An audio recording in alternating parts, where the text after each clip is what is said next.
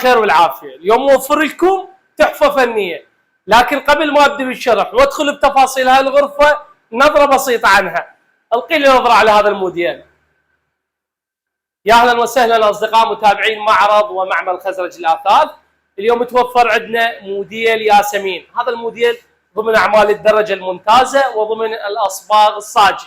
هاي الغرفه الحلو بيها تكون سليم، خاليه من النقوش وخاليه من الفخامه اللي تكون غير طبيعيه، غرفه تكون هادئه وناسكه وضمن اعمال الدرجه الممتازه.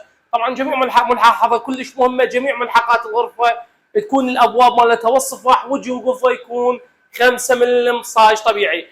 الاكتاف مالت الغرفه تكون زان مع السقف مع الارضيه تكون زان. لف الابواب تكون بهالشكل 4.5 سنتيم، لف الابواب تكون 4.5 سنتيم لزياده ومتانه هذه الغرفه. رجل تكون بهالشكل هذا، تكون عمل رج يدوي مرتفعه عن الارض، طبعا مع دبل فرش مجر بالاسفل مع كل ابواب عدد 2.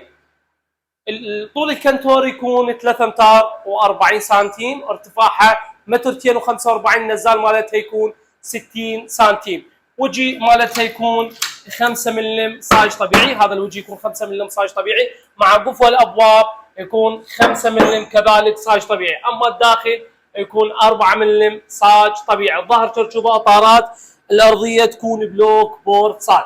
نحكي عن التقاطيع الداخليه مال هاي الغرفه. الباب اللي تكون على اليسار تكون قاطع مخفي داخلي بهالشكل هذا وبهالجماليه، تكون قاطع مخفي داخلي مع قاصه داخليه بالداخل بهالشكل هذا مع رفوف عدد 2. هاي الباب اللي تكون على اليسار. طبعا الارضيه تكون بلوك بورد صاج بهالشكل هذا وبهالقوه وبهالمتانه.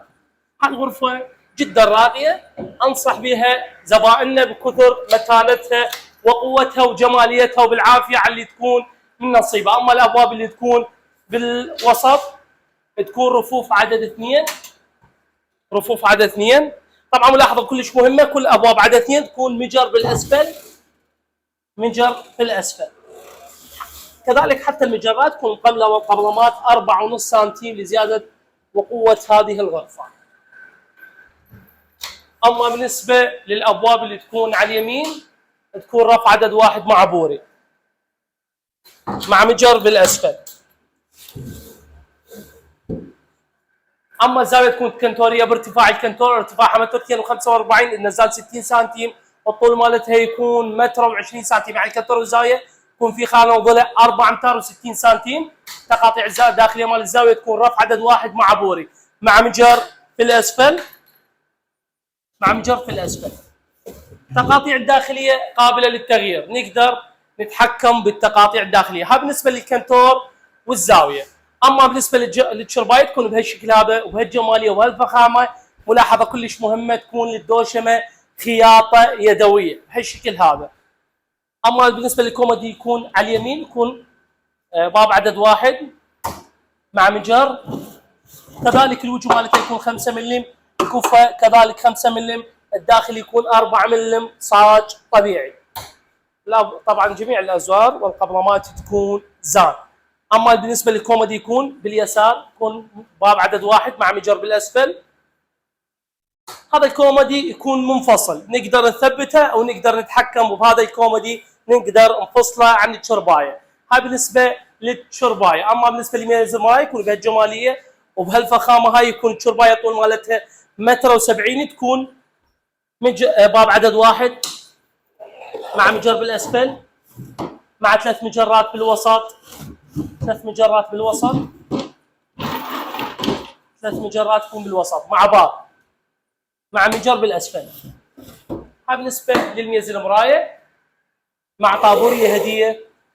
اما بالنسبه للجزامه تكون بهالجماليه، تكون بابواب عدد 2 مع قاطع داخلي او رف داخلي مع مجر بالاسفل. كذلك اليدات تكون من النوعيه تكون جدا ممتازه، من النوعيه الثقيله. سعر هاي الغرفه تكون 3,500,000 مع الشد والتوصيل مجاني. اكد عنواننا حله شارع ابو القاسم مجاور مكي الابراهيمي طبيب الاسنان. ارقامنا 0772 46899805 0781 845 40. ناكد ان خدمه توصيل والشحن مجاني لكافه محافظات العراق، سعرها حلو ومناسب مقارنه بعملها. تحياتي لكم.